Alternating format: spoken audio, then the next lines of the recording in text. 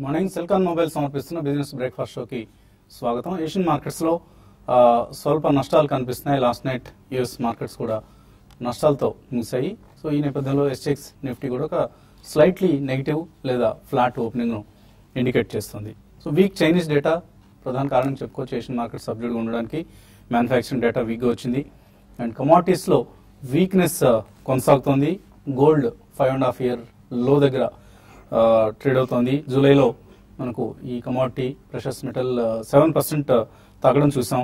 అలాగే Brent crude price below $50 49.9 దగ్గర trade అవుతోంది. ప్రస్తుతం 2015లోనే ఇది లోయెస్ట్ లెవెల్. అలాగే జింక్, అల్యూమినియం, లెడ్ ఇవన్నీ కూడా వీక్ గా ట్రేడ్ అవుతున్నాయి. కమోడిటీస్ సైకిల్ మొత్తం బేరిష్ గా మారింది. సో మన మార్కెట్స్ విషయానికి వస్తే వరుసగా 4వ సెషన్ నిన్న మన మార్కెట్స్ లాభాలతో క్లోజ్ కావడం చూసాం. నిఫ్టీ 8550 లెవెల్ ను నిలబెట్టుకుంది అండ్ ప్రధానంగా బ్యాంకింగ్ స్టాక్స్ నిన్న మార్కెట్స్ లో లాభాల కారణంగా చెప్పుకోవచ్చు. గత 2 రోజుల్లో కొంత డెలివరీ బేస్డ్ బయింగ్ చూసాం. ఐసిఐసిఐ బ్యాంక్ లాంటి కౌంటర్స్ లో, అలాగే ఎస్బీఐలో కూడా కొంత delivery based buying and all other private public sector banks లో ఎక్కువ మనం యాక్షన్ చూస్తున్నాం.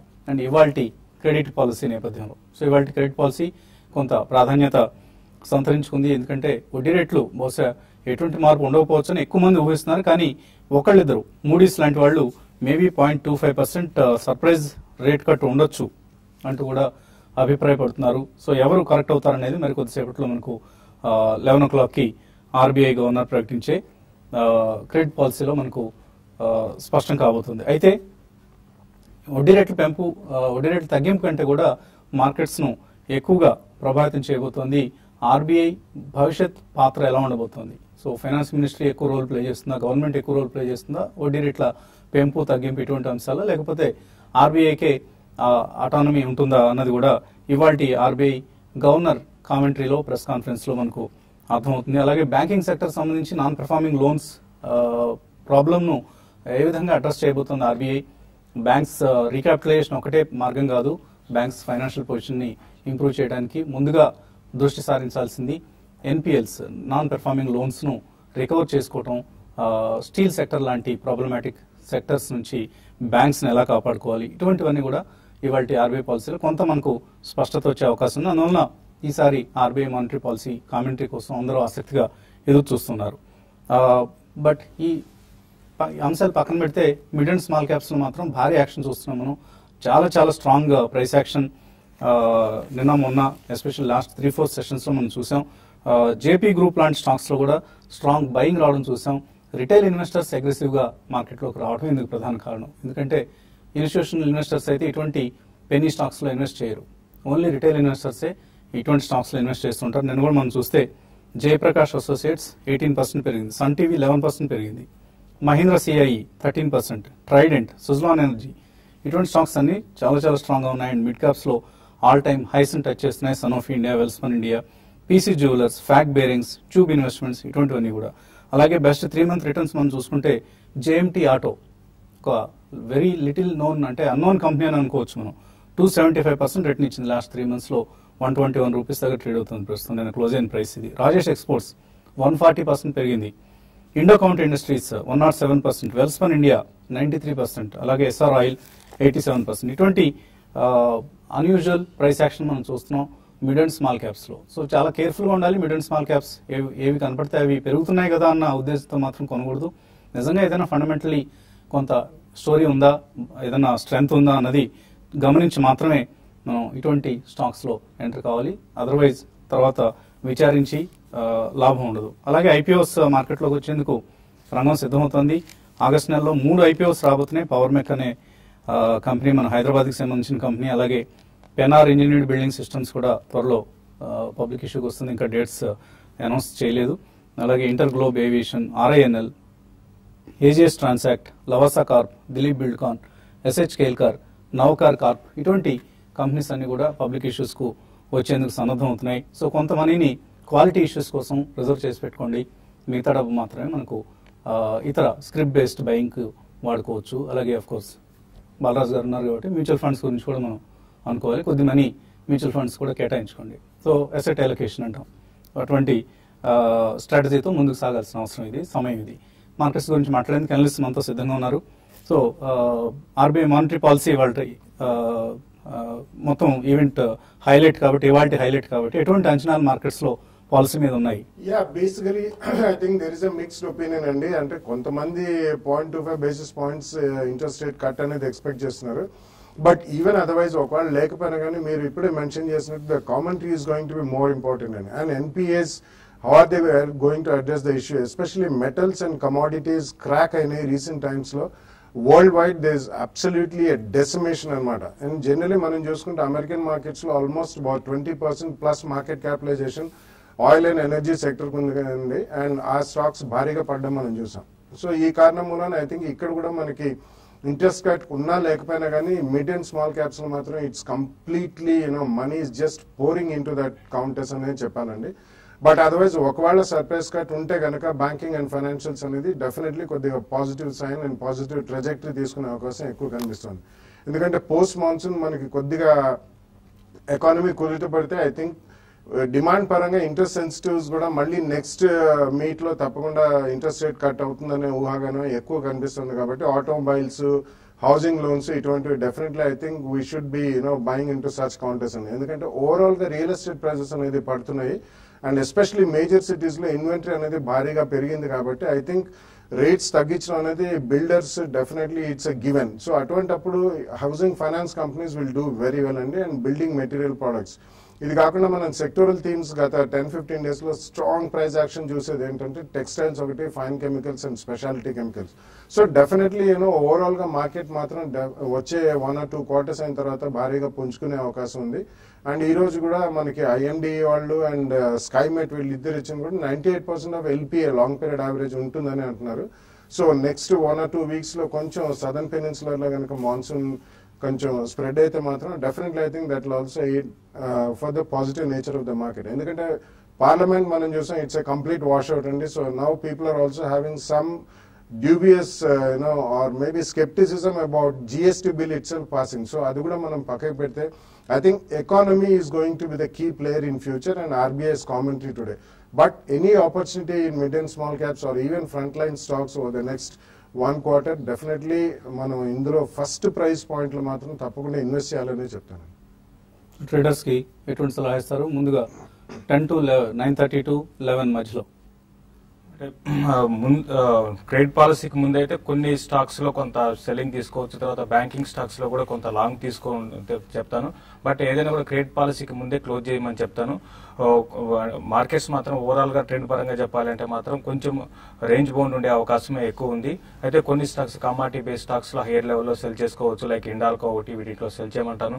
ఈవెన్ టాటా స్టీల్ కూడా కొంచెం ఓవర్ సోల్డ్ లో ఉన్నా కూడా హైయర్ లెవెల్లో సెల్ చేసుకోవచ్చు. అయితే ఇన్ఫ్రా బేస్డ్ స్టాక్స్ లో కొంత అప్ ట్రెండ్ కనపడుతుంది, అటువంటి వాటిలో లాంగ్ పొజిషన్ తీసుకోవచ్చు. కొంత రియాలిటీ స్టాక్స్ లో కూడా ఈ రోజు కొంత హైయర్ లెవెల్లో సెల్ చేయమంటాను. ఇవన్నీ కూడా ఏంటంటే ఈవెన్ క్రెడిట్ పాలసీకి ముందు చేసుకోవచ్చు, ఈవెన్ క్రెడిట్ పాలసీ తర్వాత కూడా చేసుకోవచ్చు. బట్ ఓన్లీ బ్యాంకింగ్ స్టాక్స్ మాత్రం ఈ రోజు కొంచెం వోలటాలిటీ అనేది చాలా హెవీ వోలటాలిటీ ఉండే అవకాశం ఉంది బ్యాంక్ నిఫ్టీకి. కాబట్టి బ్యాంక్ నిఫ్టీ 18,800 ఆ లెవెల్కి వచ్చినప్పుడు ఇంటర్డేలో బై చేసుకోమంటాను. ముందే కొంచెం బ్యాంక్ నిఫ్టీ కరెక్ట్ కావడానికి అవకాశం ఉంది. ఒకవేళ సర్ప్రైజింగ్ కానీ 25 బేసిస్ పాయింట్స్ లో కానీ తగ్గించారంటే మాత్రం మళ్ళీ బ్యాంక్ నిఫ్టీలో నుంచి రికవరీ కావచ్చు. ఒకవేళ క్రెడిట్ పాలసీలు స్టేటస్ కు ఉంటే మాత్రం బ్యాంక్ నిఫ్టీ హైయర్ నుంచి కరెక్ట్ అయ్యి 18,800 కానీ బ్రేక్ అయిందంటే 18,650 లెవెల్స్ దాకా రావచ్చు. ఓవరాల్ రేంజ్ బౌండ్ ఉండే అవకాశం ఎక్కువ ఉంది. కమాడిటీస్, ఐటీ స్టాక్స్ వీక్ ఉండే అవకాశం ఉంది. మిగతా స్టాక్స్ రీసెంట్ గా రిజల్ట్స్ బాగా అనౌన్స్ చేసిన కంపెనీస్ బాగా పెరగవచ్చు. అటువంటి వాటిలో ఓంకార్ స్పెషాలిటీ, యూనికెమ్ ల్యాబ్స్ ఇటువంటివన్నీ కూడా షార్ట్ టర్మ్ కి లాంగ్ టర్మ్ కి కూడా లాంగ్ పొజిషన్ తీసుకోమంటాను. తర్వాత ప్రతిభా ఇండస్ట్రీస్ ఒకటి కూడా బాగానే చాలా స్ట్రాంగ్ రిజల్ట్ అనౌన్స్ చేసింది. తర్వాత జిందాల్ సా, తర్వాత ఆదిత్య బిర్లా కెమికల్స్ ఇవన్నీ కూడా ఏంటంటే short to medium term long position తీసుకోమని చెప్తాను. నేను డెలివరీ బేస్డ్ బయింగ్ చేసుకోమని చెప్తాను. సో మ్యూచువల్ ఫండ్ మార్కెట్లో ఏం జరుగుతుంది? మ్యూచువల్ ఫండ్స్ లో పిఎస్యూ బ్యాంక్స్ బాగా పెరుగుతున్నాయి. సో బ్యాంకింగ్ థీమాటిక్ ఫండ్స్ ఏవైతే ఉన్నాయో అటువంటివి ఎన్యూస్ బాగా పెరిగాయి. అవునండి. సో జనరల్ గా మనము thematic or sectorial oriented funds కి కొద్దిగా దూరంగా ఉండాలి. బట్ ఎవరైతే ఎక్కువ రిస్క్ తీసుకోదలుస్తారో అండ్ వాళ్ళ దగ్గర సర్ప్లస్ గోల్స్ కి కాకుండా సర్ప్లస్ మనీ ఉంది, they want to make more money, అలాంటి వాళ్ళు they can invest. And specifically systematic lump sum amount చేయాలనుకుంటే సిస్టమాటిక్ ట్రాన్స్ఫర్ ప్లాన్ ద్వారా, లేదంటే ఎస్ఐపి ద్వారా చేసుకోవాలి. అండ్ ఇప్పుడు ఇలాంటి సమయంలో అసెట్ అలొకేషన్, మీరు అన్నట్టు అసెట్ అలొకేషన్ కనుక మెయింటైన్ చేస్తే, ఇప్పుడు మార్కెట్ కొద్దిగా అప్పర్ లెవెల్స్ లో ఉంది కాబట్టి ఏదైతే మనం అసెట్ అలొకేషన్ అనుకుంటామో ఇన్వెస్ట్మెంట్ టైంలో, ఈక్విటీ కనుక ఎక్కువగా పర్ఫామ్ చేసిందంటే it's time to pull some money from equity and transfer it into debt అండి. అండ్ అసెట్ అలొకేషన్ పాటిస్తే కనుక మనకు మార్కెట్ హైలో ఉన్నా లోలో ఉన్నా కానీ we'll have definitely good results going forward. ఇవాళ ఎటువంటి స్కీమ్ ని మీరు రికమెండ్ చేస్తున్నారు? మనము ఇవాళ రిలేటివ్లీ న్యూ ఫండ్ అండి. అండ్ చాలా వరకు ఈ కంపెనీ గురించి తెలియదు చాలా మందికి. మనము మిరే asset emerging blue chip fund గురించి ఇవాళ మాట్లాడతాము. అండ్ ఇది 2008లో గ్లోబల్ ఫైనాన్షియల్ క్రైసిస్ లో ఈ కంపెనీ మనకు ఇండియాలో ఆపరేషన్ స్టార్ట్ చేశారు. It's South Korean based company and it's one of the biggest asset management companies in South Korea. And Mirae asset emerging blue chip fund వచ్చేసి potential blue chip companies ఏమైతే ఉంటాయో going forward అలాంటి stocks లో investment చేస్తామని చెప్పేసి fund. How old is this scheme? ఈ scheme 5 years అవుతుందండి. So 5 years ఎటువంటి రిటర్న్స్ వచ్చాయి investors? Returns has been very good అండి. లాస్ట్ 1 year లో 45% రిటర్న్ వచ్చింది.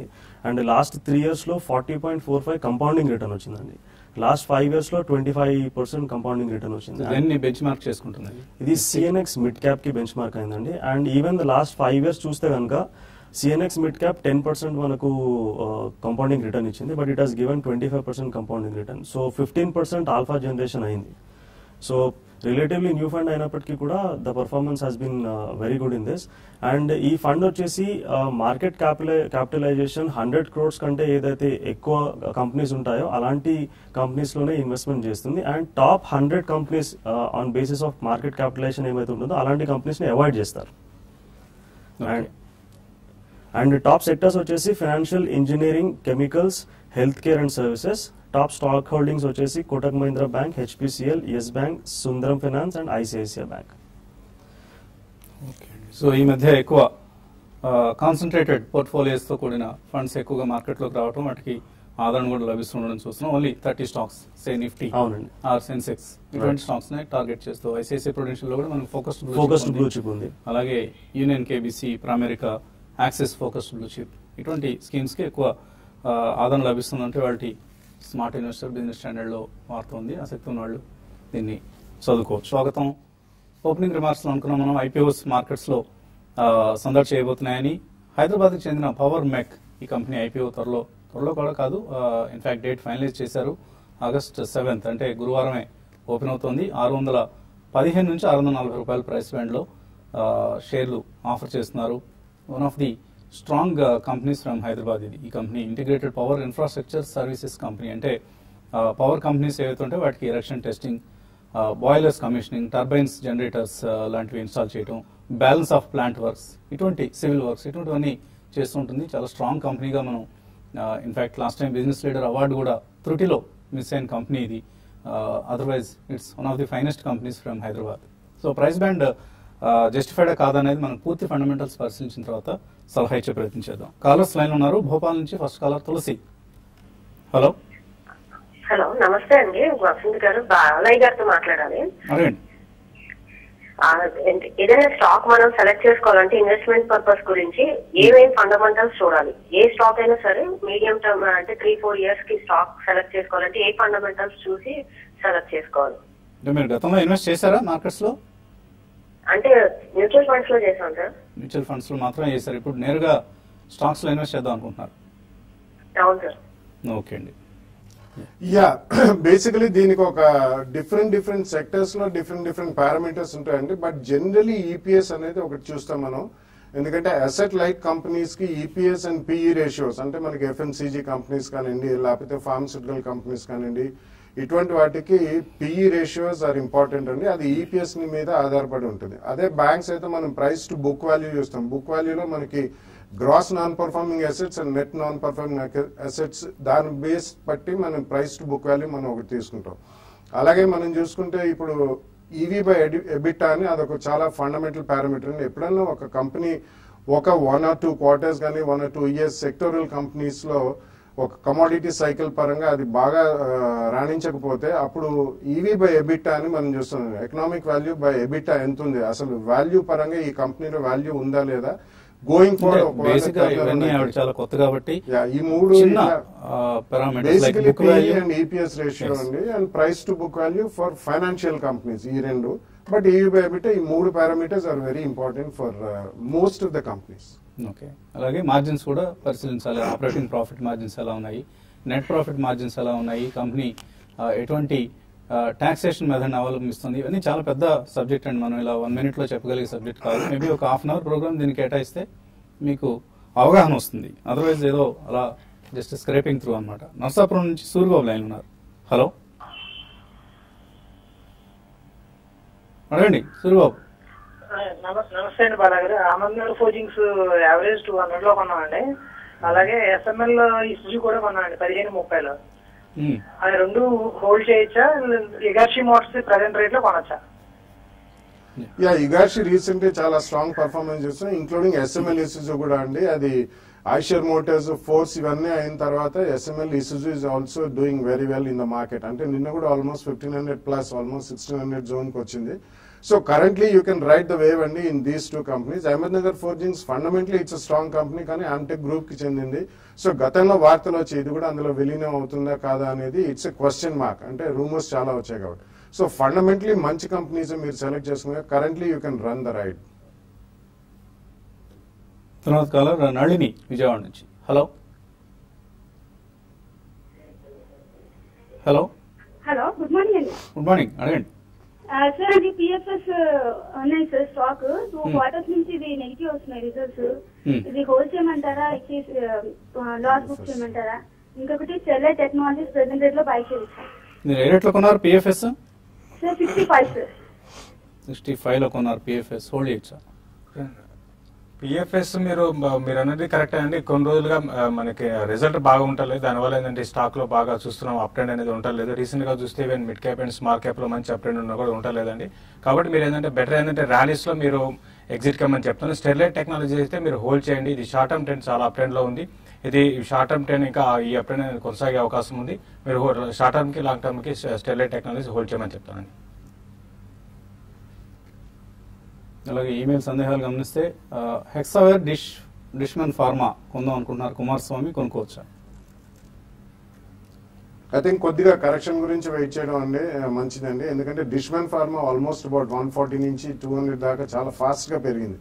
So slight correction maybe 10-15% first price point లో కొనొచ్చండి. ఇంక్లూడింగ్ హెక్సావేర్ కూడా రీసెంట్లీ మంచి పర్ఫార్మెన్స్ చూసాం. Just wait for some more small correction and then buy into it. Pavan Kumar Tirupati నుంచి. Can I expected to you one business summit in Andhra Pradesh or not? అంటూ నిలదీస్తున్నారు. So అలా నిలదీస్తే సమాధానం చెప్పలేమండి. బట్ త్వరలో వస్తాం, డిస్ట్రిక్ట్స్ కూడా వస్తామండి. ప్రస్తుతానికి హైదరాబాద్లోనే నిర్వహిస్తున్నాం. కొద్దిగా వీలు చూసుకొని డిస్ట్రిక్ట్స్ కూడా విస్తరించే ప్రయత్నం చేస్తాం. కొద్దిగా ఓపిక పట్టండి ప్లీజ్. డివిఎస్ కృష్ణ అడుగుతున్నారు, Surya Roshini, JK paper, Nandan denim ఇవన్నీ లాంగ్ టర్మ్ కోసం ఫండమెంటలీ మంచి కంపెనీలేనా? సూర్య రోషిని, జేకే డెనిమ్ అన్ని కూడా మీరు సెలెక్ట్ చేసుకుని అన్ని కూడా చాలా ఫండమెంటల్ చాలా స్ట్రాంగ్ కంపెనీస్ అండి. మీరు అన్ని లాంగ్ టర్మ్ కోసం బై చేసుకోవచ్చు. CCL products dividend bank account కి ఎప్పుడు వస్తుందంటే నరేష్ కుమార్ అడుగుతున్నారు. ఇవి కంపెనీ బుక్ క్లోజర్ ఎప్పుడు ఇచ్చినది దాన్ని బట్టి వస్తాయండి. మనం ఇప్పుడు చూసి చెప్పడం కష్టం. మోల్టెక్ ప్యాకేజింగ్ హోల్డ్ చేస్తున్నారు శ్రీకాంత్ మురార్ శెట్టి, హోల్డ్ చేయొచ్చు అది? ఐ థింక్ హోల్డ్ చేయమని చెప్తా అండి. లాస్ట్ 1 week 10 days లో ఆల్మోస్ట్ అబౌట్ 20% ప్లస్ రైస్ చూసాం మనం. సో రీసెంట్లీ క్రూడ్ బాగా పతనమైంది కాబట్టి వాళ్ళకి డైరెక్ట్ రా మెటీరియల్ పరంగా మంచి బెనిఫిట్ జరుగుతుంది. So definitely hold it. Franklin India Prima plus ఆయన గ్రాండ్ సన్ నామినీగా ఉంచి ఇన్వెస్ట్ చేశారట 20,000 రూపాయలు దేశికామణి. ఓకే, హోల్డ్ చేయొచ్చా దీన్ని? మంచి స్కీమ్ అయినా. అలాగే అబ్బాయి వయసు 11 సంవత్సరాలు. స్కీమ్ వచ్చేసి మల్టీ క్యాప్ ఫండ్ అండి. అది మంచిగా చేస్తుంది and last 1 year it has given more than 35% return. ఇది కంటిన్యూ చేసుకోవచ్చు అండి. అడిషనల్ గా అమౌంట్ ఉంటే కూడా ఇంకా వేరే ఫండ్స్ లో కూడా మీరు ఇన్వెస్ట్మెంట్ చేసుకోవచ్చు. శ్రీకాంత్ అడుగుతున్నారు, బుక్ వాల్యూ కంటే తక్కువగా ఉన్న స్టాక్స్ ని కొనుక్కోవచ్చా ఇక్కడ? నాట్ నెసెసర్లీ అండి. It's just indicative parameter. We have to go deep into it. So ఇతర అంశాలు కూడా చూడాలండి. ఆ కంపెనీ ఎందుకు బుక్ వాల్యూ కంటే తక్కువ ట్రేడ్ అవుతుంది అనేది ఫస్ట్ పరిశీలించాలి. 3 మిడ్ క్యాప్ ఫండ్స్ కొనారట Rajesh Babu. Franklin India small companies direct growth, HDFC mid cap opportunities direct growth, ఇది కూడా ఐసిఐసిఐ ప్రొడెన్షియల్ వాల్యూ డిస్కవరీ. మంచి స్కీమ్ లేనవి. 3 మంచి స్కీమ్స్ అండి. కాకపోతే ఉన్న అమౌంట్ మొత్తం మిడ్ క్యాప్ ఫండ్స్ లో పెడితే మీకు వాలిటిలిటీ కూడా ఎక్కువగా ఉంటుంది. Higher risk and higher reward funds అండి mid cap funds. So around 20 to 25% or maybe 30% మనం మిడ్ క్యాప్ ఎక్స్పోజర్ ఉంచుకోవాలి తప్ప అంతకంటే ఎక్కువ పెట్టుకోకూడదు. అరౌండ్ 70 to 80% లార్జ్ క్యాప్ లో ఇన్వెస్ట్మెంట్ చేసుకుంటే మంచిది. శ్రీనివాసు మాదిరెడ్డి అడుగుతున్నారు, యూఫ్లెక్స్ ఆర్ టీసీపీఎల్ ప్యాకేజింగ్, ఈ రెండిట్లో లాంగ్ టర్మ్ కోసం ఏది బెటర్ ఆప్షన్ అవుతుంది?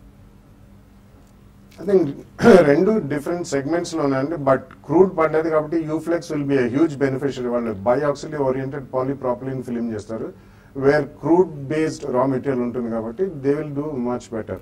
TCPL is also a good company. So stock market technicals మీద ఏదైనా ఆన్లైన్ కోర్సెస్ ఉన్నాయా రవి అడుగుతున్నారు. సో ఇది తరచుగా ఎక్కువ మంది అడుగుతున్నారండి. రాజేంద్ర గారు కొన్ని కోర్సెస్ ఆయన రికమెండ్ చేయడం జరిగింది లాస్ట్ ఇన్వెస్టర్ సమిట్స్ లో. మళ్ళీ ఆయన ఈసారి మన షోకి హాజరైనప్పుడు ఆయనతో సమాధానం చెప్పించే ప్రయత్నం చేస్తాం. ఎన్వి చంద్రశేఖర్ అడుగుతున్నారు, ఎస్బీఐ 280 పుట్ ఆప్షన్ ఉంది, అలాగే అదాని ఎంటర్ప్రైజెస్ ఫ్యూచర్స్ లో 85 రూపీస్ లో ఉన్నాయి పొజిషన్స్, ఏం చేయాలి? ఎస్బీఐ పుట్ ఆప్షన్ మీరు హోల్డ్ చేయండి. అంటే ఈ రోజు క్రెడిట్ పాలసీ తర్వాత 280 పైన సస్టైన్ కాకపోతే మాత్రం మీరు 280 అబౌవ్ ఉంటే మాత్రం క్లోజ్ చేయమని చెప్తాను. 280 బిలో ఉంటే మాత్రం హోల్డ్ చేయండి. అదాని ఎంటర్ప్రైజెస్ మాత్రం కరెంట్ లెవెల్స్ లో మీరు అది వీక్ గానే ఉందండి, ఇంకా కొంచెం వీక్ అయ్యే అవకాశం ఎక్కువ ఉంది. 82 ఆ లెవెల్స్ కానీ బ్రేక్ అయిందంటే 76 దాకా రావడానికి అవకాశం ఉంది. రాఘవేంద్ర కుమార్ వాళ్ళ అబ్బాయి కోసం 18 years వచ్చేంత వరకు next 10 years SBI blue chip fund లో 3,000 రూపాయలు నెలకు ఇన్వెస్ట్ చేద్దాం అనుకున్నారు, చేయొచ్చా? ఎస్బీఐ బ్లూ చిప్ బాగానే పర్ఫామ్ చేస్తుందండి, కంటిన్యూ చేసుకోవచ్చు. కాకపోతే ఒకే ఫండ్ లో ఇన్వెస్ట్మెంట్ చేయకుండా దాన్ని మీరు ఇంకొక ఫండ్ లో ఇన్వెస్ట్మెంట్ చేసుకోండి. ఎస్బీఐ బ్లూ చిప్ లో ఒక 1,500, ICICI Prudential focused blue chip లో 1,500 స్ప్రెడ్ చేసి ఇన్వెస్ట్మెంట్ చేసుకోండి. సో ఎక్కువ మందిలో మనం ఈ మధ్య పిల్లల కోసం ఇన్వెస్ట్ చేస్తా ఉంటూ మన కార్యక్రమానికి లేఖలు రాస్తున్నారు, మెయిల్స్ ఇస్తున్నారు. సో ఇది ఒక మంచి పరిణామం. టీవీ5 తీసుకొచ్చిన మార్పుగా దీన్ని చెప్పుకోవడానికి మేము గర్వపడుతున్నాం. ఎందుకంటే ఇంతకుముందు అందరూ ఓన్లీ స్టాక్స్ గురించి అడిగేవాళ్ళు. ఇప్పుడు మా ప్యానల్ కూడా బాలరాజు గారు అలాగే ఐసిఐసిఐ ప్రుడెన్షియల్ ఇటువంటి వారి రాకతో బలోపేతమైంది. అందరూ చక్కగా అసెట్ అలొకేషన్ గురించి ఆలోచిస్తున్నారు, పిల్లల భవిష్యత్తు గురించి ఆలోచిస్తున్నారు, కుటుంబ అవసరాల గురించి ఆలోచిస్తున్నారు. This is the best time to invest. Keep investing and start investing today it self. SIP చేయండి వీలైతే, అటు స్టాక్స్ లైనా ఇటు మ్యూచువల్ ఫండ్స్ లైనా. ఇది వాటి సెల్కాన్ మొబైల్స్ సమర్పించిన బిజినెస్ బ్రేక్ఫాస్ట్. మధ్యాహ్నం స్మార్ట్ ఇన్వెస్ట్లో మళ్ళీ కలుద్దాం.